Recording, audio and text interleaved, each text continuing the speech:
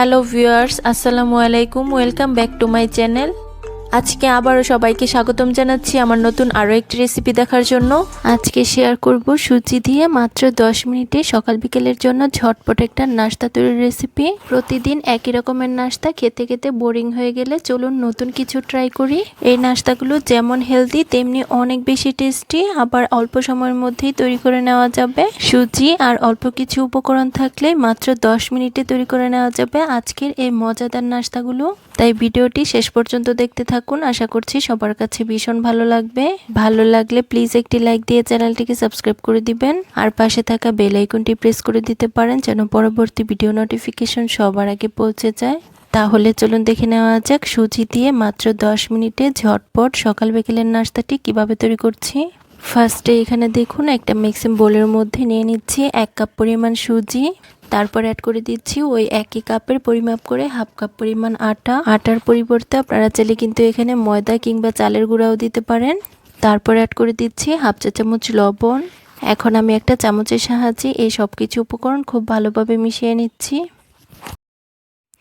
দেখুন সবকিছু উপকরণ আমাদের খুব ভালোভাবে মিশিয়ে নেওয়া হয়ে গিয়েছে।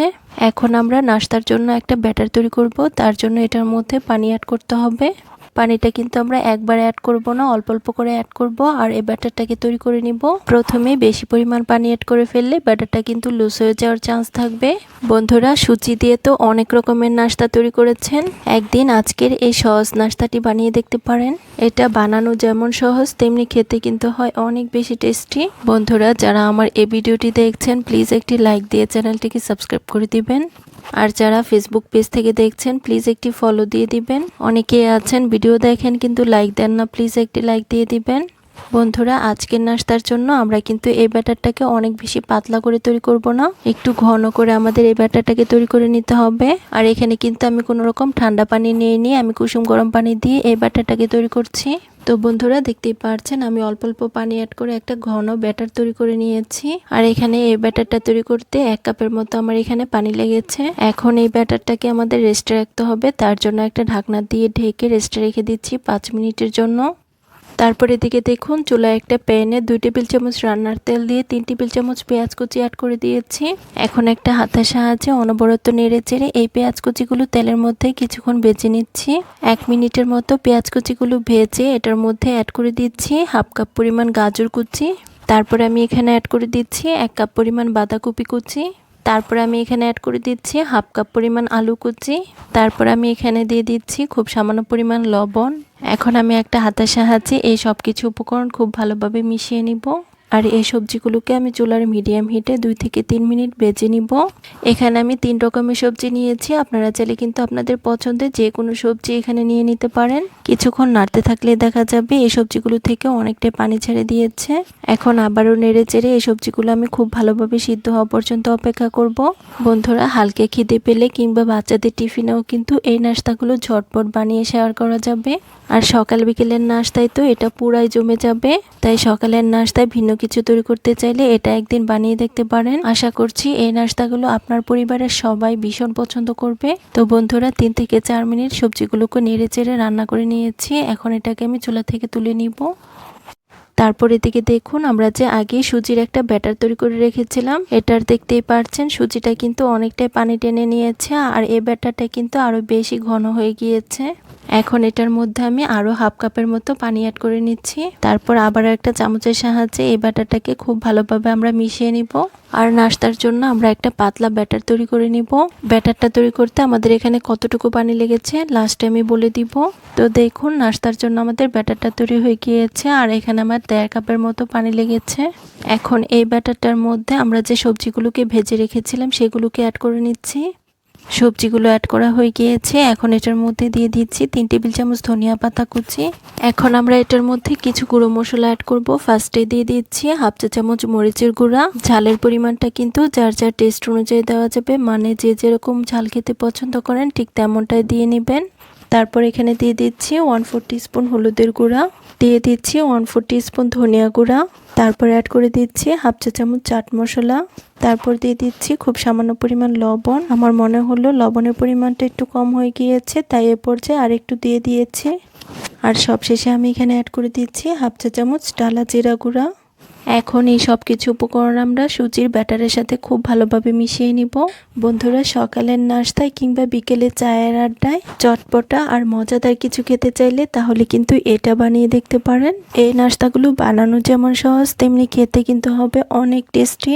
বন্ধুরা, আবারও বলছি, যারা আমার এই ভিডিওটি দেখছেন প্লিজ একটি লাইক দিয়ে চ্যানেলটিকে সাবস্ক্রাইব করে দিবেন। আর যারা ফেসবুক পেজ থেকে দেখছেন প্লিজ একটি ফলো দিয়ে দিবেন।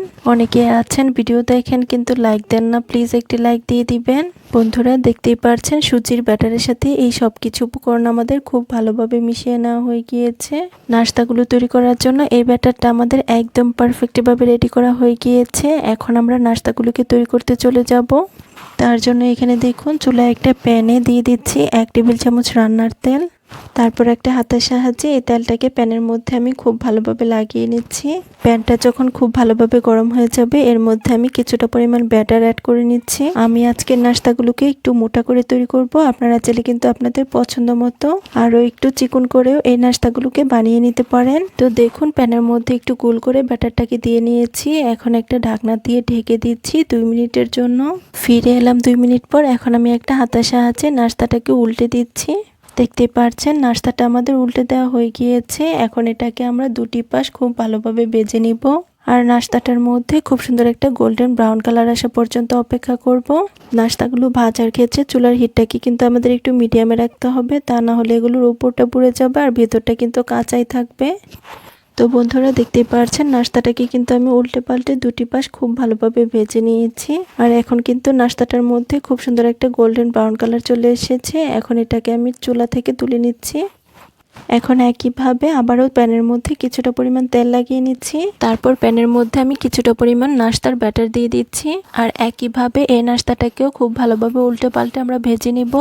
বন্ধুরা, আপনারা যদি এরকম আরো মজার মজার নাস্তা রেসিপি দেখতে চান তাহলে আমার ইউটিউব চ্যানেলটাকে ভিজিট করতে পারেন। আবার চাইলে ফেসবুক পেজটাকেও ফলো করতে পারেন। সেখানে আমি অনেক রকমের মজার মজার নাস্তা রেসিপি শেয়ার করেছি, যেগুলো দেখলে আপনাদের কাছে ভীষণ ভালো লাগবে। তো দেখুন, এই নাস্তাটাও কিন্তু আমাদের হয়ে গিয়েছে। এখন এটাকে আমি প্যান থেকে তুলে নিচ্ছি। এখন একইভাবে বাকি নাস্তাগুলো আমরা অফ স্ক্রিনে বানিয়ে নিব।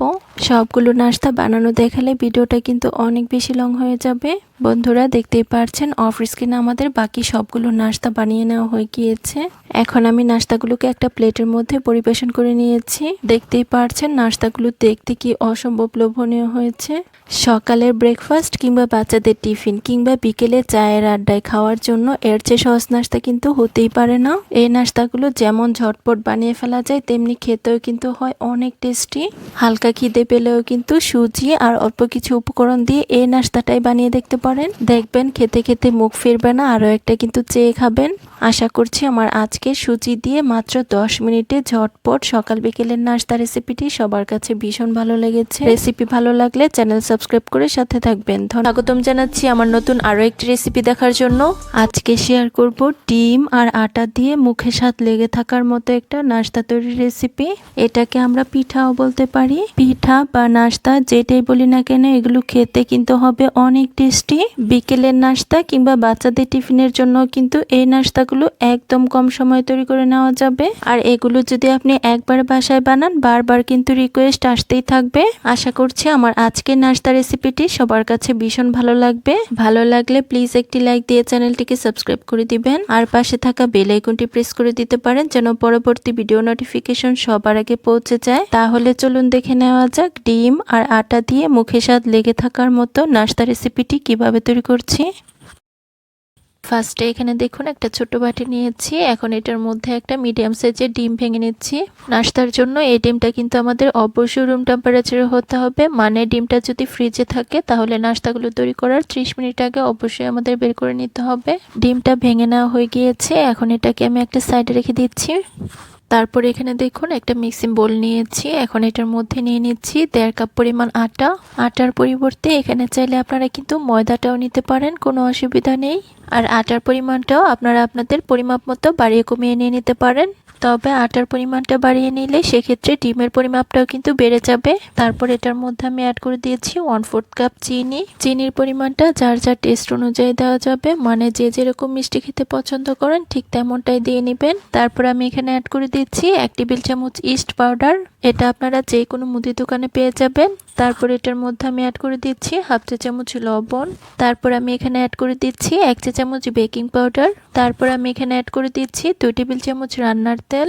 আমি রান্নায় যে সানফ্লাওয়ার তেলটা ইউজ করি সেটা আমি এখানে অ্যাড করে দিচ্ছি।